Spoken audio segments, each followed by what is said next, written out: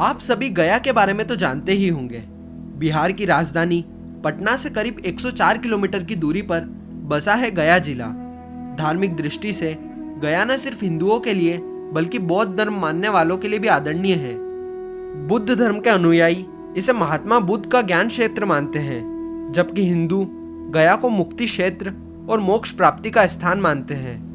इसलिए हर दिन देश के अलग अलग भागों से नहीं बल्कि विदेशों में भी बसने वाले हिंदू गया में आकर अपने परिवार के मृत व्यक्ति की आत्मा की शांति और मोक्ष की कामना के लिए श्राद्ध, तर्पण और पिंडदान करते दिखाई देते हैं। लेकिन क्या आप जानते हैं कि गया को मोक्ष स्थली का दर्जा एक राक्षस गयासुर के कारण मिला? आज की इस वीडियो में हम राक्षस गयासुर से संबंधित एक पौराणिक कथा के बारे में जानेंगे, जिसके कारण गया का निर्माण हुआ।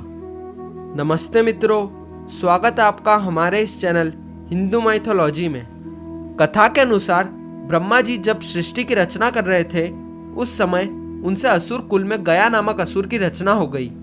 गया असुरों की संतान रूप में पैदा नहीं हुआ था, इसलिए उसमें असुरी प्रवृत्ति नहीं थी। वह सभी देवताओं का सम्मान और आराधना करता था। उसके मन में एक बात खटक रही थी। वह सोचता था कि भले ही मेरा स्वभाव संत प्रवृत्ति का है, लेकिन असुर कुल में पैदा होने के कारण उसे कभी सम्मान नहीं मिलेगा। इसलिए क्यों ना अच्छे कर्मों से इतना पुण्य अर्जित किया जाए ताकि उसे स्वर्ग प्राप्ति हो। गयासुर ने भगवान श्री हरि की कठोर तपस्या करी। तपस्या से प्रसन्न होकर भगवान विष्णु उसके सामने प्रकट हुए और उससे वरदान मांगने को कहा। गयासुर ने वरदान मांगा कि हे प्रभु, आप मेरे शरीर में वास करें। जो मुझे देखे तो उसके सारे पाप नष्ट हो जाए, वह जीव पुण्यात्मा हो जाए और उसे स्वर्ग में स्थान मिले। भगवान श्री हरि से वरदान पाकर गयासुर घूम घूम कर लोगों के पाप दूर करने लगा। जो भी उसे देख लेता उसके सभी पाप नष्ट हो जाते और वो स्वर्ग का अधिकारी हो जाता। गयासुर के इस कर्म से यमराज की व्यवस्था गड़बड़ा गई। कोई भी घोर पापी गयासुर के दर्शन कर लेता तो उसके सभी पाप नष्ट हो जाते।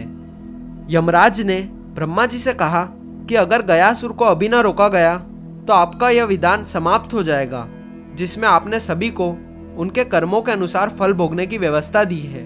पापी भी गयासुर के प्रभाव से स्वर्ग प्राप्त करेगा। ब्रह्मा जी ने उसी समय उपाय निकाला। उन्होंने गयासुर से कहा कि तुम्हारा शरीर सबसे अधिक पवित्र है, इसलिए मैं तुम्हारी पीठ पर बैठकर सभी देवताओं के साथ यज्ञ करूंगा। उसकी पीठ पर यज्ञ होगा, यह सुनकर गयासुर तैयार हो गया। ब्रह्मा जी सभी देवताओं के साथ एक बड़े पत्थर को लेकर गयासुर की पीठ पर बैठ गए। इतने भार के बावजूद भी वह अचल नहीं हुआ। देवताओं को चिंता हुई। उन्होंने आपस में सलाह की कि इसे भगवान श्री विष्णु का वरदान प्राप्त है, इसलिए अगर स्वयं श्री हरि भी देवताओं के साथ बैठे तो गयासुर अचल हो जाएगा। तब श्री हरि भी उसके शरीर पर आकर बैठ गए। भगवान श्री हरि को सभी देवताओं के साथ बैठा देख गयासुर ने कहा, आप सभी देवता और मेरा आराध्य श्री हरि की मर्यादा के लिए अब मैं अचल हो रहा हूँ, लेकिन मुझे भगवान श्री विष्णु का आशीर्वाद प्राप्त है और वह व्यर्थ नहीं जा सकता। इसलिए प्रभु, आप मुझे पत्थर की शिला बना दें और यहीं स्थापित कर दें। भगवान श्री हरि उसकी इस भावना से बड़े खुश हुए। उन्होंने गयासुर से कहा, अगर तुम्हारी कोई और इच्छा हो तो मुझसे वरदान के रूप में मांग लो। गयासुर ने कहा, हे नारायण, मेरी इच्छा है कि आप सभी देवताओं के साथ अप्रत्यक्ष रूप से इसी शिला पर विराजमान रहें और यह स्थान मृत्यु के बाद किए जाने वाले धार्मिक अनुष्ठानों के लिए तीर्थ स्थल बन जाए। भगवान श्री विष्णु ने कहा, गया, तुम धन्य हो। तुमने जीवित अवस्था में भी लोगों के कल्याण का वरदान मांगा और मृत्यु के बाद भी मृत आत्माओं के कल्याण के लिए वरदान मांग रहे हो। तुम्हारी इस कल्याणकारी भावना से हम सब बंध गए हैं।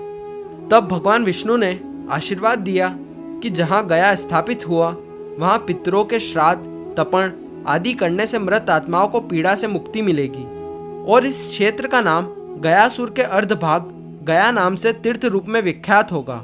मैं स्वयं यहाँ विराजमान रहूँगा। गया तीर्थ से समस्त मानव जाति का कल्याण होगा और साथ ही वहाँ भगवान श्री विष्णु जी ने अपने पैर का निशान स्थापित किया है, जो आज भी वहाँ के मंदिर में स्थित है।